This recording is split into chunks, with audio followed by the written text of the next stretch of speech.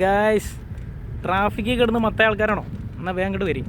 ഒരു കാര്യം പറയാണ്ട്, ട്രാഫിക്കിൽ കിടന്ന് മത്തായി അതേസമയം നിങ്ങളെ വീട്ടിൽ നിന്ന് ഓഫീസിലേക്ക് വെറും ഒരു 15-20 കിലോമീറ്ററൊക്കെ ഉണ്ടെങ്കിൽ നിങ്ങൾ മസ്റ്റായിട്ടും ചിന്തിക്കേണ്ട ഒരു വിഷയമുണ്ട്. എന്താ പറയുക, ഇതാ സൈക്ലിങ്. നിങ്ങളൊന്ന് സൈക്ലിങ്ങിലോട്ട് വരണം. അതാണ് എൻ്റെ ഒരു അഭിപ്രായം. കാരണം വെച്ചാൽ ഒരുപാട് സമയലാഭമാണ്. ആകെ നോക്കേണ്ടത് നിങ്ങളെ വീട്ടിൽ നിന്ന് ഓഫീസിലേക്ക്. ദുബായ് ആണെങ്കിൽ ഇപ്പോൾ കുറേ ട്രാക്സും കാര്യങ്ങളൊക്കെ ഉണ്ടാക്കുന്നുണ്ട്, സൈക്ലിംഗ് ഫ്രണ്ട്ലി ആക്കുന്നുണ്ട്. അവിടുന്ന് അങ്ങോട്ടേക്ക് പോകാനുള്ള വഴി ഉണ്ടോ എന്ന് നോക്കിയാൽ മതി. സേഫായിട്ട് പോകാനുള്ള വഴി. ഈ ഹൈവേ ഒന്നും എടുക്കരുത്. ചെറിയ ചെറിയ റോഡുകളും കാര്യങ്ങളൊക്കെ ഉണ്ടെങ്കിൽ ബിലോ 60 റോഡൊക്കെ ആണെങ്കിൽ നമുക്ക് സേഫായിട്ട് ചവിട്ടാം. പിന്നെ ഇതേപോലെ തന്നെ നല്ല റൂൾസ് ഫോളോ ചെയ്ത് ചവിട്ടാം. അങ്ങനെയൊക്കെ ആണെങ്കിൽ നിങ്ങൾക്ക് സ്റ്റാർട്ട് ചെയ്യാം. പിന്നെ ഒരു ഗുണം എന്താ വെച്ചാൽ ദുബായിൽ ജപ്പാനിൽ ഒരുപാട് സർപ്ലസ് സൈക്കിൾസ് ഇറങ്ങിയിട്ടുണ്ട്.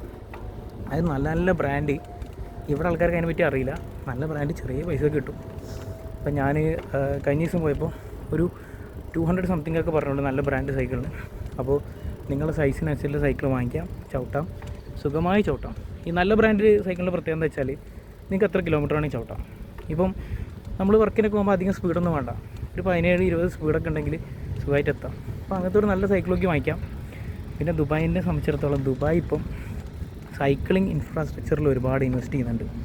അപ്പം റീസെൻ്റ്ലി ദുബായ് ടു അബുദാബി ഒരു സൈക്കിൾ ട്രാക്ക് ഓപ്പൺ ആകാൻ പോകുന്നുണ്ട്. ഓൾറെഡി പണി കഴിയാറായി. ചില ആൾക്കാർക്ക് പോയി നോക്കിയിട്ടുണ്ട്, അടിപൊളിയാണെന്ന് പറയുന്നുണ്ട്. അപ്പോൾ അങ്ങനെയൊക്കെയാണുള്ളത്.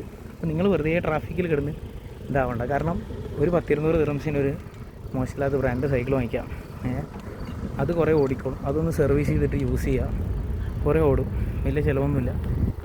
അപ്പോൾ ഒന്ന് ട്രൈ ചെയ്ത് നോക്ക്.